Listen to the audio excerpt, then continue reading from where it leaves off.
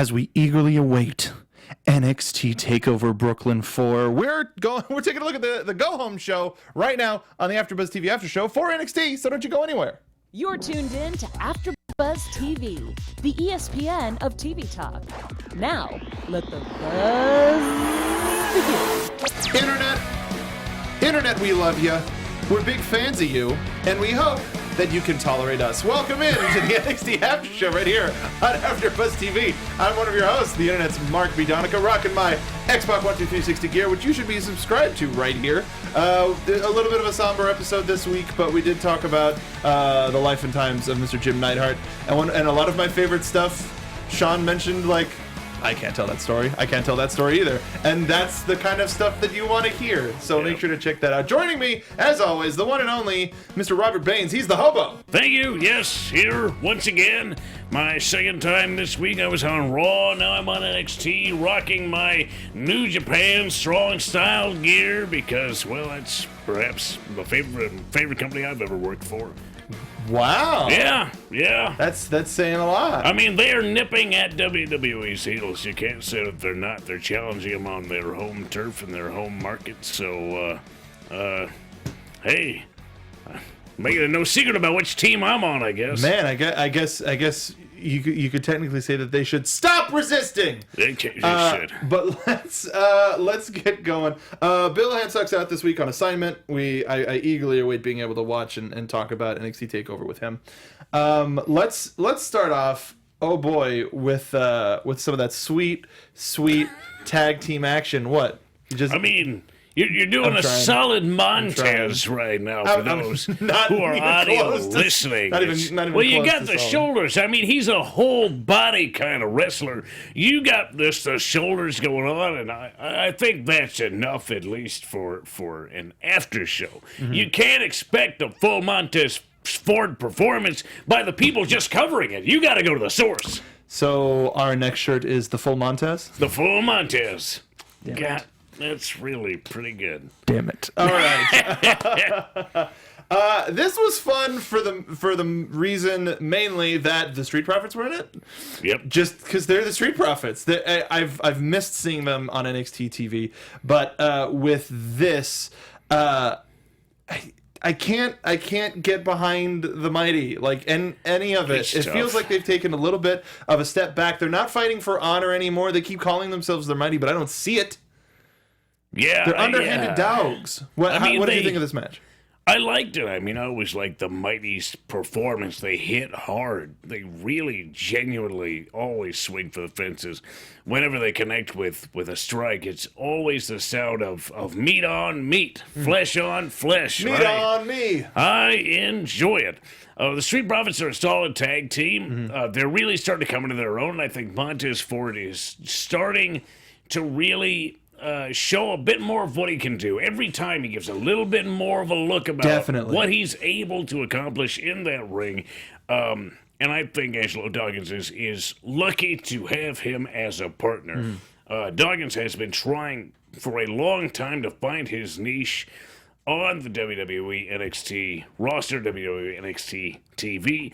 And he finally seems to have found it with Montez Ford. They're a win some, lose some tag team, but they are always entertaining. They always get the crowd behind them. They're one of the few tag teams to actually jump into the audience, few performers to jump into the audience and actually engage with their audience. And as a result, they are able to foster a real and genuine relationship between them and their audience. The audience, in turn, gives them all the energy that they need to defeat their foes.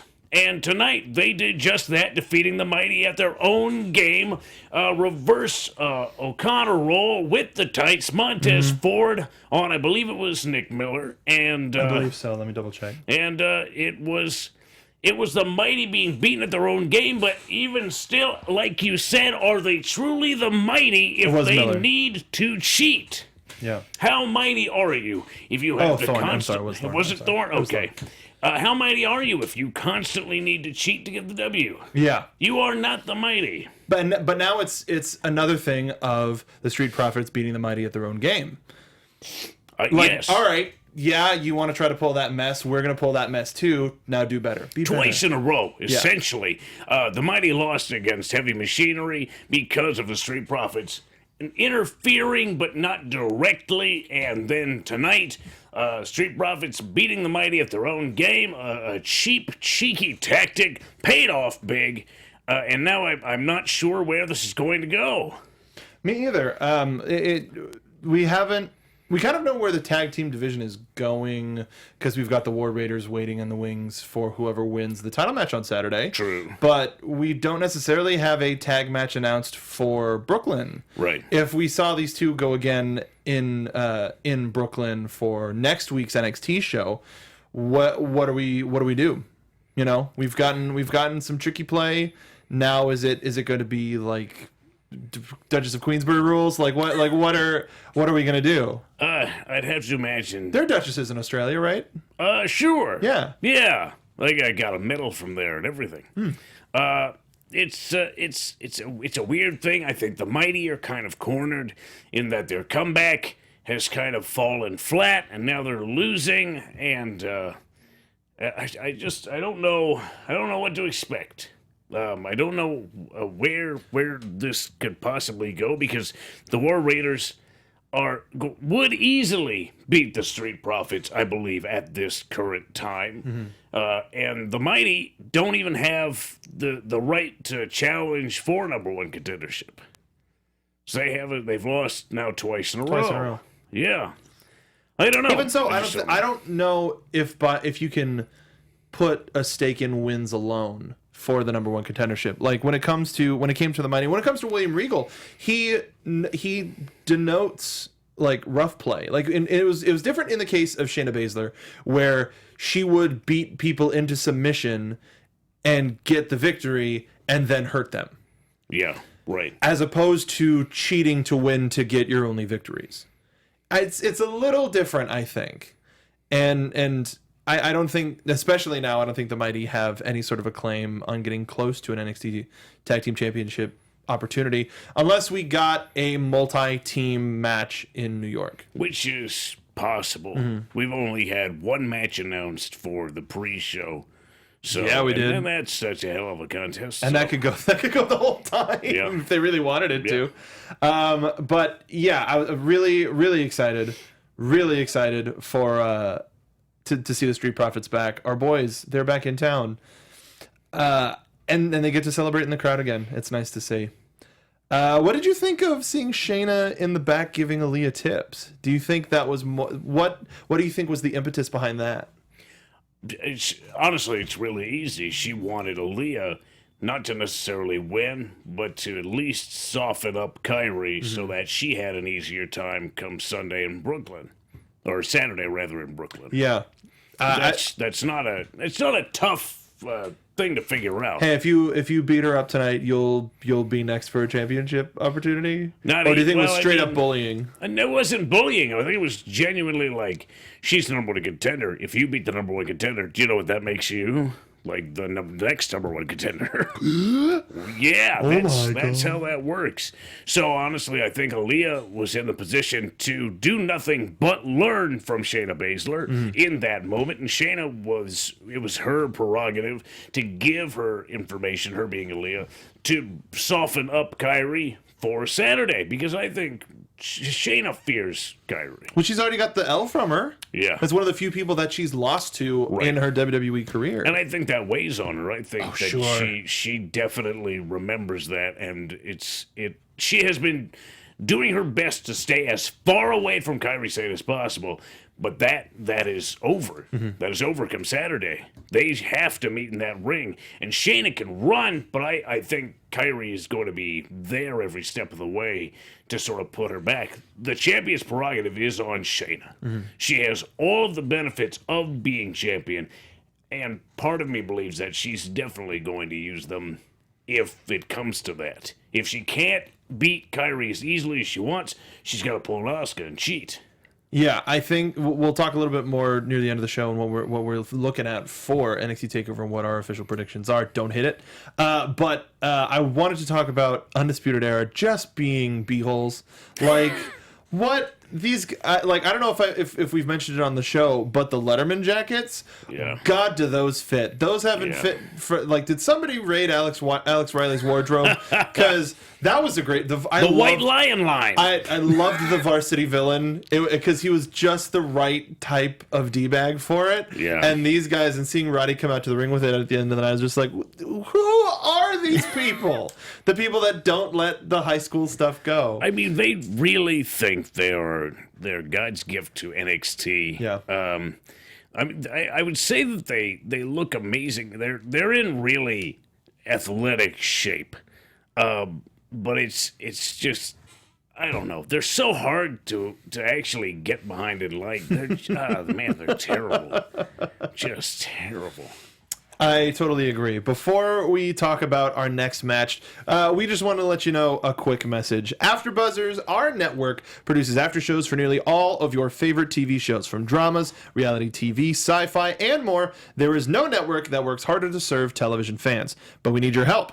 We're asking that you please subscribe to one or more of our YouTube channels. By subscribing to our channel, YouTube will help suggest content that is tailor-made for you, and you'll help AfterBuzz continue to grow. And if you're worried about those pesky notifications, don't you worry. They are optional. Now, they will help you because then they'll know anytime that we go live, and et cetera, but they are optional. So hit that subscribe button now for this channel and check out our other AfterBuzz YouTube channels as well. Let us know you did so in the comments, and we will thank you on air. But for now, thanks for being the best fans and for helping us to be the ESPN of TV talk. Now, I took a look at the comments from last week's episode. And? Well, it was essentially, we asked the question of why they were calling her Tenera Conchi. Oh. Because that's the proper Portuguese way to that's her name. But when we see it, we're like, white people, Conti, it's Conti. So we got a couple of people just going like, yeah, that's how you pronounce the name, and we really appreciate that. Skilled Buick. I mean, how does Mauro Ronaldo say it? He said Conchi. Okay. Yeah, he said that it's officially Conchi. It's officially. If you can say it with that much gusto, that's what it is. Even if it's Conti said with gusto, then it's Conti. But Conchi, all right. The fact that you're saying gusto, for some reason, put it in my head that I want to see Mauro Ronaldo revoice Remy the Rat in Ratatouille. Anyone can cook. Yeah. All right, yeah. And thank you also to Los Ingobernables de Brazil. Didn't know they had a Brazilian chapter. Who news to me. Who also comments about the pronunciation of Adrian Jaud because the vowels are spoken differently.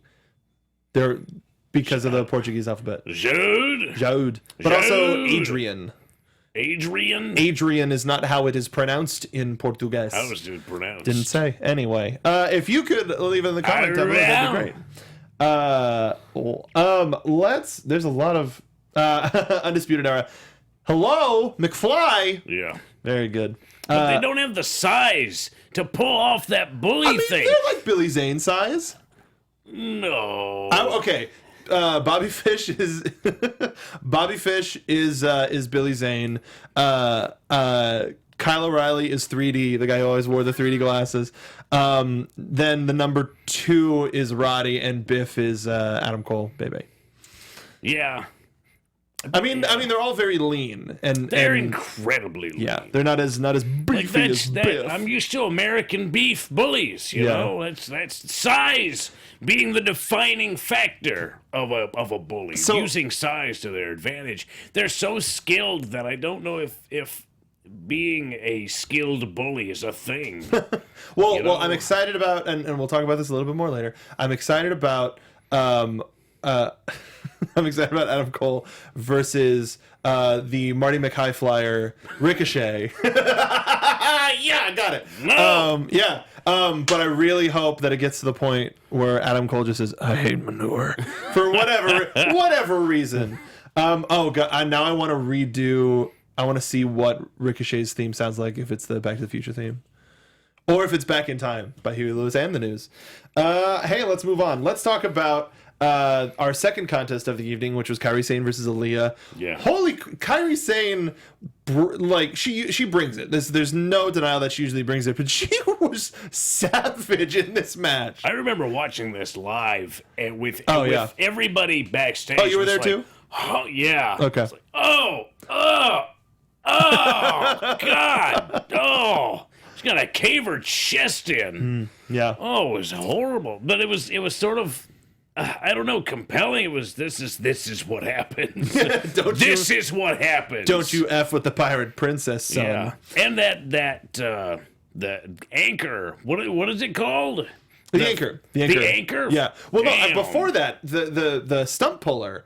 Like, you don't see that too often. And just to be like, I'm going to take your legs out from under you. It was so seamlessly done, too. I mean, she just was able to snatch it in very fast order. But no, the anchor, I like it. It kind of reminds me of the Scorpion Deathlock, which I've never liked. But I think the arch and how she puts the pressure against the ankles is a lot more painful than Sting's just sort of lackadaisical, I got these two legs. Because that's what Sting sounds like. I got these two legs. Hey kid, give me your legs. Yeah, no, this, I was at the dojo recently playing with some holds, and one of them was very similar to the anchor, even before I had ever seen it. And it's using your body weight to contort the weight of the other person. Yeah. Just simply your weight alone, and the arch of the back. It's very painful for the ankles, but it's the arch of the back. It's the whole stretch. Ultimately, that's the most painful. No, and the point of contact being the ankles is dangerous because there's not a lot of muscle down there. Right. It's all tendon. I mean, it's a lot of. And if you stretch it right, you can get a lot of bone. Hopefully not. It means your Achilles is ruptured. That's what I'm saying. Right. I mean, it's a lot of pressure on the Achilles tendon. And just the way she uses her body weight, though, that's very good. It's no muscle, muscle, all technique, and that's a very dangerous thing. Xenoar, I'm not attacking anybody who liked the Scorpion Deathlock. It just never worked for me. I just because it was like, I want to be like Ric Flair. Well, you're not doing a very good job, are you? But the fact that we got a whole bunch of diving elbows into the anchor was just gross. 2 and then pull ahead. Yeah, and that was a moment. You know, we generally don't see anybody pull up the head when they're going for a pin. Mostly because if you want to win, you have to pin them. You have to pin them. So you don't generally pull unless you're feeling incredibly confident, which occasionally can lead to your doom.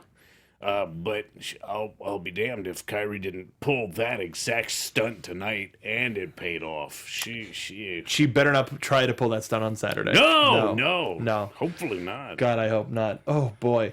But also that brings up a good point. Double checking PW Gregory. The point. The holding it and then you. It's like, yes. Yeah. I like that. I would have done that thing from Tom and Jerry. Where you run and there's a smoke version of yourself, to which like Percy would have been like, and then it would have dissipated. Yeah, that's what I would have done. Nice. No, thank you. I mean, let's kind of talking about the Adam Cole Ricochet vignette is fine. Like, I'm looking forward to the match. We'll talk about it a little bit more later. But the in-ring segment of Velveteen Dream versus EC3. Velveteen Dream is legitimately changing professional wrestling as we know it, and sports entertainment as we know it. Whether you can connect those or look at those separately, because he has changed the energy in a room. Because the energy used to be these guys are going to beat each other up, but now it's like these guys are going to kiss. I don't know. They're going to roll around on the ground. They're going to do because. The reactions that people get whenever anybody comes face to face with Velveteen Dream isn't like, oh, he's gonna punch him. It's a completely different energy, and it's fascinating. Because when EC3, when he took off his coat, everybody went, dear me, is it getting... Oh my. Oh my goodness, is it getting warm in here? What's about to happen? And this is the mindset that damn Velveteen Dream has put me in, and EC3 being just kind of a goof to mess with him. I could have totally thought he'd go up and kiss him on the cheek and then be like, "Come on, let's fight." Like just as like a stupid whatever, because he's EC3. Whatever. Yeah. Mind games. Exactly. But he's changed. It's all different. The numbers, Mason. It's all different. It's all changing. Was that just me? Of getting that feeling of the entire energy of the crowd changing when it's something to do with Velveteen Dream live? No, I get behind you. I don't know if I necessarily sort of get behind EC3 playing into the mind games of Velveteen Dream. He just doesn't seem to go that way. He seems very closeted, if anything. You know, he's definitely in denial. No, deep denial. He never pushed that boundary too far for fear that he would end up learning something about himself that he just did not want to know. I think he just, it's one of those things of like, I'm not going to go there, so let's have fun.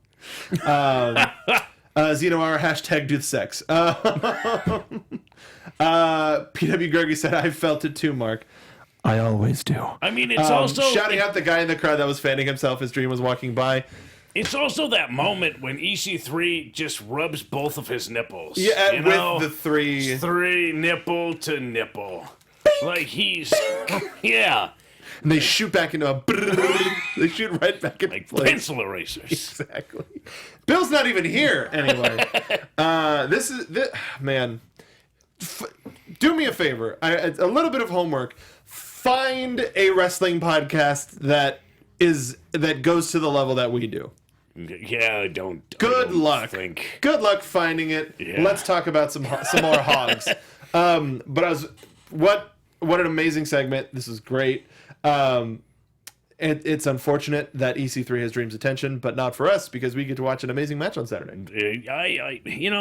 Anytime Dream is in a match with somebody who is equally as absurd a human as he is, the matches steal the show, and I'm looking forward to this one. This should be a lot of fun. Agreed. Yeah. I think this has an opportunity for me at least to possibly supersede him and Alistair, because with Alistair it was two different styles that worked really well together. When it came to promos, when it came to athleticism, that came together and worked really well.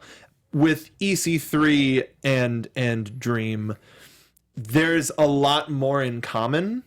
So I think that the chance to, for lack of a better word, play will... I think the moments might be a little bit more ridiculous in the good way.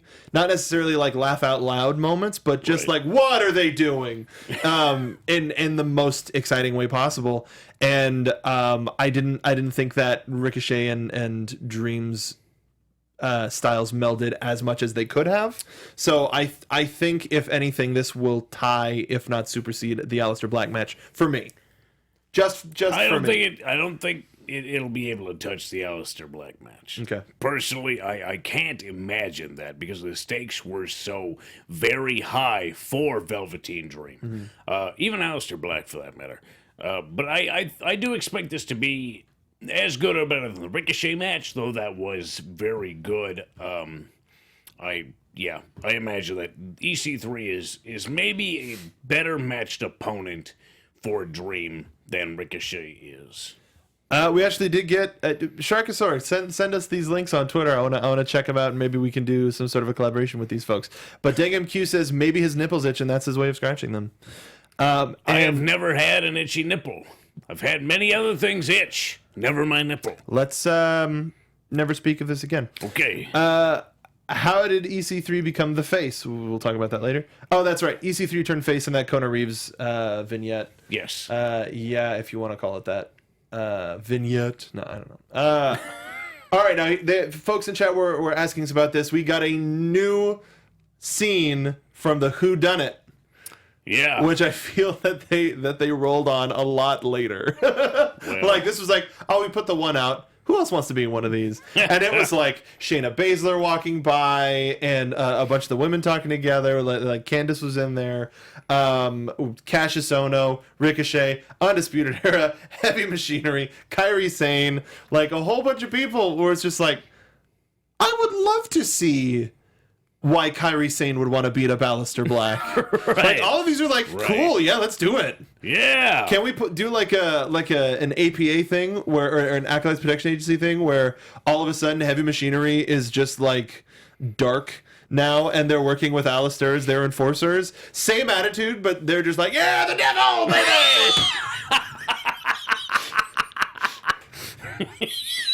baby. Yeah. Yeah, the devil. Holy smokes. That's scratch yeah. You know, that type of shit. Oh that type of stuff. Seek out Heavy Machinery's footage on WWE's YouTube. I would love to. Gotta look at that. We gotta look at the and we got to see Kathy Kelly doing the reporting. yes. Whoever she is. It's gotta. Who do you think it is? Truly. No. Like the joke was Kathy Kelly, whoever that is. Oh. Not who do I think attacked Aleister Black. Who do you think attacked Aleister Black? Candice LeRae. Yeah, maybe. Either Johnny or Candice. It has to be Johnny. Which is why I think it's Candice. But how would the crowd react if it ended up turning out to be Johnny Gargano? Almost as confused as that one time when Aleister Black and Velveteen Dream almost made out. Almost like that confused. Yeah. But they wanted that. As opposed to Gargano attacking Aleister Black, who I don't think anybody wants. Yes.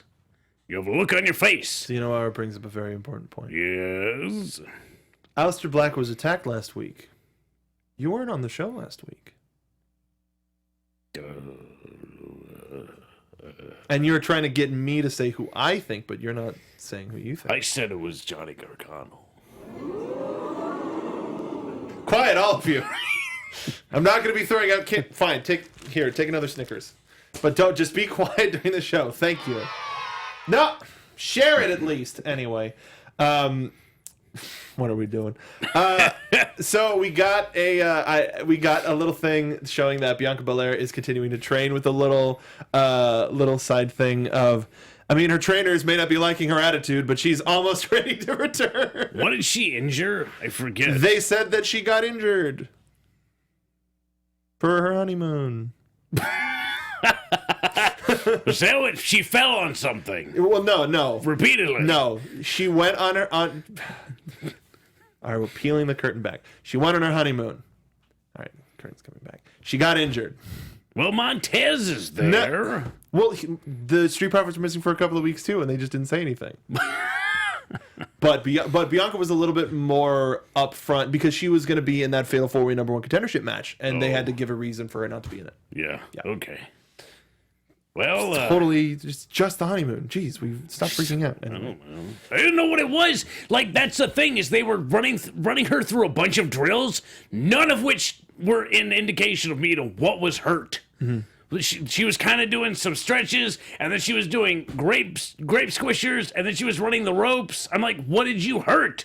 None of these tell me what she is rehabbing. And I'm trying to figure it out based on what she's doing. Maybe it was her. Maybe it was her hamstring. I don't know. Montez was out with dental surgery before, which was legit, and then they did the honeymoon, so they just kept him off. And Sharkasaur brings up a good point. You always get home by 3 p.m. to watch Pardon My Zinger on Comedy Central, so you have an alibi. Yes, that's exactly what it is. You, the hobo, with your home and cable subscription. I'm Robert Baines now. You, Robert Baines, and your meat packing compound. Hey now! No, you I'm not leave making fun of Velveteen it. Dream out of this.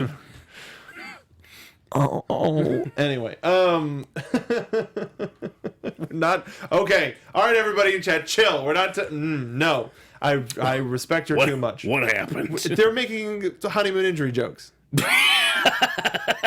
and one with a phrase that I've never heard before. I'm very curious.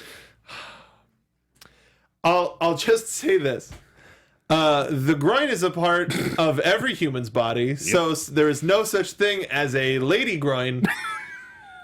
Just a groin. Still just a groin. That's not a joke! No, that's a fact.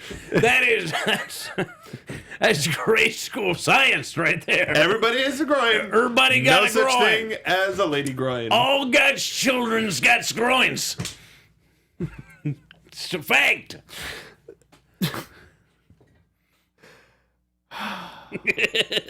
Man, like there are a lot of times when we do the shows, just the two of us, Hobo, and I'm like, yeah, we were talking about wrestling and breaking down characters and this and that. No, we're back to our same old crap. It's a go home show. Yeah, it's a go home show. We have not a lot to talk about. Hey, and I didn't watch 205, but hey, next week we're getting Pete Dunne and Zach Gibson, which could go very long. I'm really excited for the I honestly haven't seen Gibson in action, so I don't know what Did you watch the first year? Yeah. I mean, a lot has changed since then. Oh. But... Wait, was he in first year? I think he was. I don't think he was. I haven't watched the second one either. Damn it, me either. But either way... We're busy being wrestling professionals. Yeah. I mean, you're a professional wrestler. Yeah. You're wrestling. Yeah. I'm producing a podcast for a wrestler. That's not... I don't take injuries. Just medication. Let's talk about our Get them gimmicks, brother. Let's talk about Roderick Strong versus Tyler Bate. This match was wild. Yeah. I thoroughly loved this match. Yeah. Tyler Bate escaping the end of Heartache at the end terrified me. Yeah. He's like a cat. All of a sudden he's on his feet. Like he's very strong, and then to boot, he's incredibly agile, but he only showcases his agility in sort of random spots where you just aren't expecting it, and all of a sudden he's like, holy crap, he's agile. Yeah. I don't, he's so hard to wrestle for that fact, because you do not know exactly how things are going to go. If you have him, he can turn it around in a second. Mm-hmm. He's dangerous. Both are dangerous. Yeah. These two, it was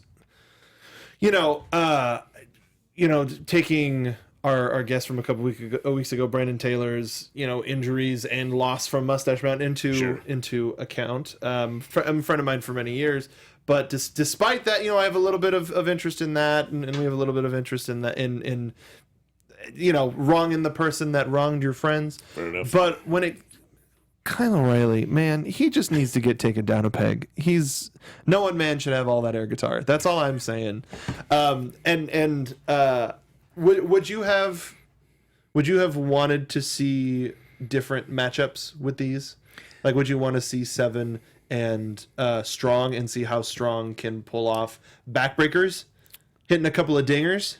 I mean, not necessarily. We could have easily have done Kyle O'Reilly and Trent Seven, and Trent, after the match against State Line, said that he was 100% and that no one should talk about his knee ever again, and yet he did not wrestle in a singles match.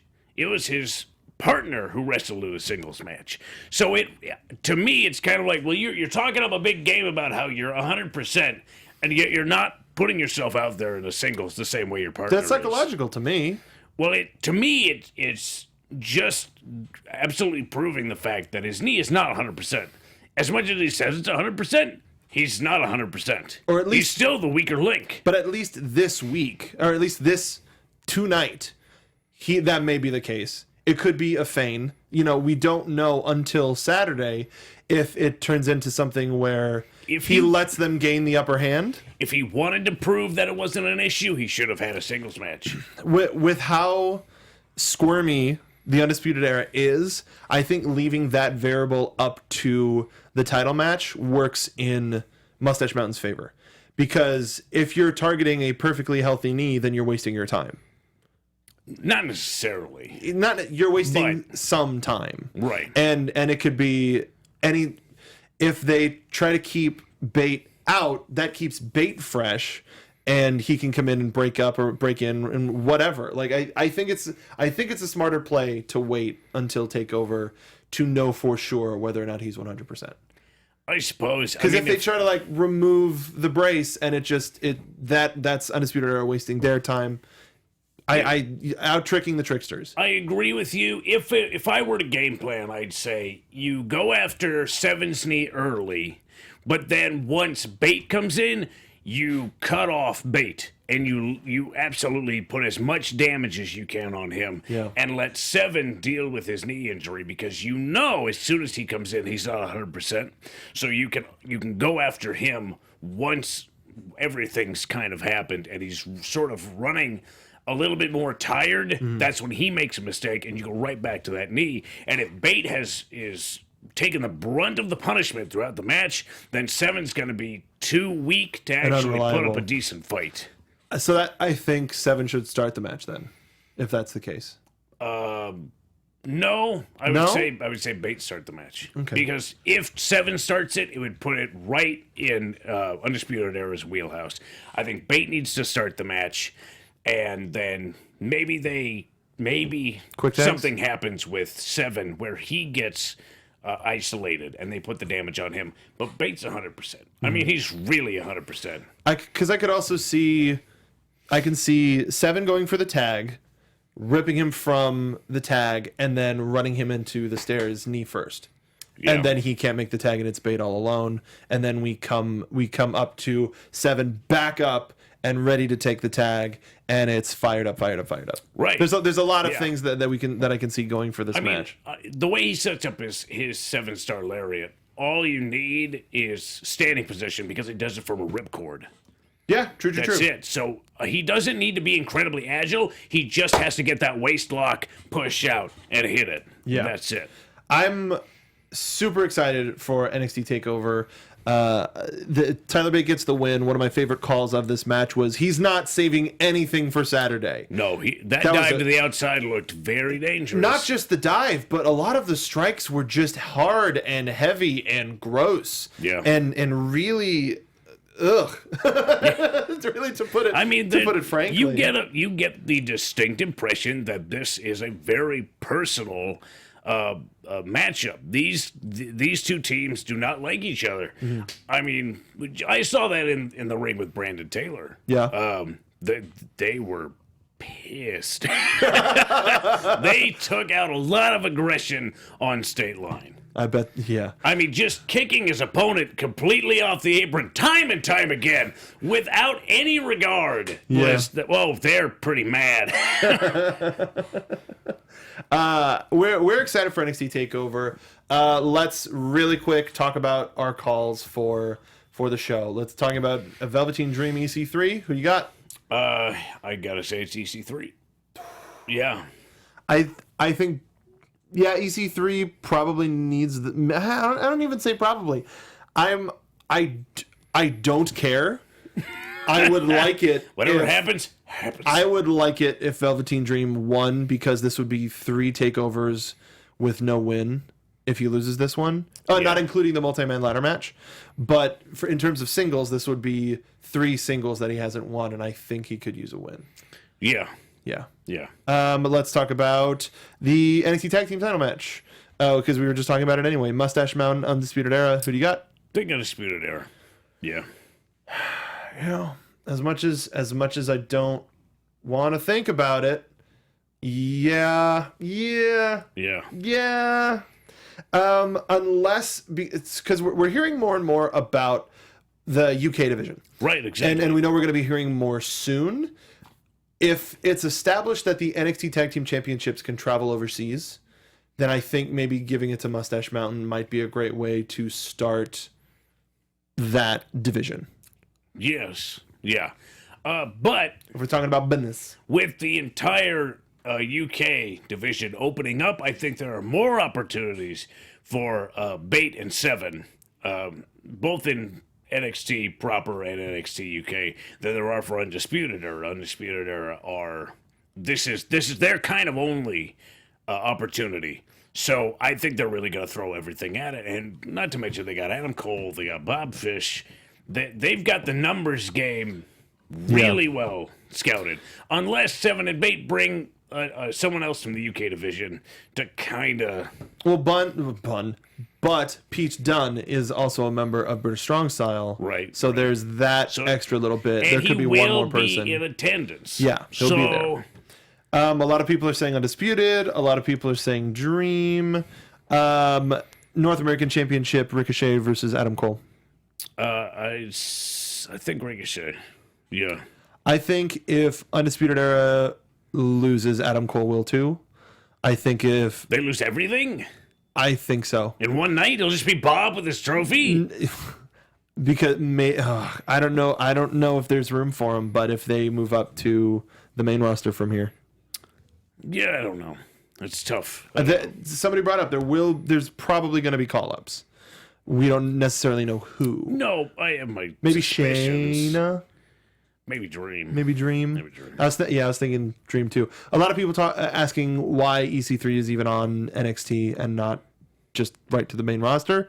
I think they got their reasons. Whatever. Who are you to ask? Yeah. Almighty. I think it's more likely that Cole loses this than keeps it. Yeah. NXT Women's match: Shayna Baszler versus Kairi Sane. That's tough. Yeah. I think Shayna keeps it. Shayna and keeps they go on to have Rubber. I'll agree. Yeah. I'll agree with that. I like what you were saying about Shayna's going to pull Champion's Advantage, and then the next one's going to be for she's never been in a hole or like this something. before. She's running scared. She's going to pull something in order to keep this, whether it be a countout, disqualification. It'll be the first time she does anything like that because she doesn't know how to cope. And it'll come to LA, and then the rubber match will come to LA. Great. NXT title match: Last Man Standing, Johnny Gargano and Tommaso Ciampa. I think Aleister Black is going to come out and disrupt the finish of this match, and give us the answer to the question of who attacked him. That is how I see it going. Aleister Black will appear, and whoever attacked him in that parking lot is going to get hit in the head and just completely flattened. Candace. Candace! Let us know what you want to see down below in TakeOver. We're not going to be doing a TakeOver specific show. Next week, we're going to be doing a full Brooklyn week. Oh. Yeah. Okay. Yeah. And we were thinking about doing a thing. Oh, it depended. Hold on that. We may do something similar to what we do when we're on the road. But I'm available Sunday. Okay, Sunday. Yeah. Okay. Not Saturday. Wrestling for Wrestling's on Saturday. Why don't you tell everybody all about it? Wrestling for Wrestling is at the Moose Lodge in Burbank, just down the street from the AfterBuzz Studios. If you keep driving down Burbank, you can wave at the AfterBuzz Studios, but you can't come in. Loser. Follow me on Twitter at True Hobo and on Instagram. Nope. Oh, wait. Wow. Baines Destroy. Baines Destroy. And Instagram. Baines Destroy. You can follow me on Twitter at Mark B. Donica. You can go to tpublic.com/NXteam, which I just popped in the chat. Boom. There's a sale going on right now. It would really help us if you supported us. If there's a shirt that you don't see on there from our old shop that you would like to see us transfer over, let us know. The full Montez may be coming soon. Who knows if I have enough time. But also make sure to follow Bill at Sundown Motel. Make sure to check out X-Pac 12360. This week was a very emotional show, but a good show. Please, episode 100. Oh, you did it. Yeah, we did. And next week is gonna be one to remember if everything goes the way that we want it to. Nice. But thank you, everybody. We hope that you enjoy NXT TakeOver Brooklyn 4, because we will, and we'll see you next time. Bye-bye!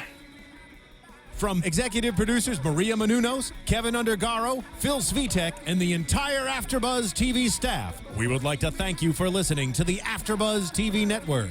To watch or listen to other after shows and post comments or questions, be sure to visit AfterBuzzTV.com. I'm Sir Richard Wentworth, and this has been a presentation of AfterBuzz TV. We're gonna buzz you later. The views expressed herein are those of the hosts only and do not necessarily reflect the views of AfterBuzz TV or its owners or principals.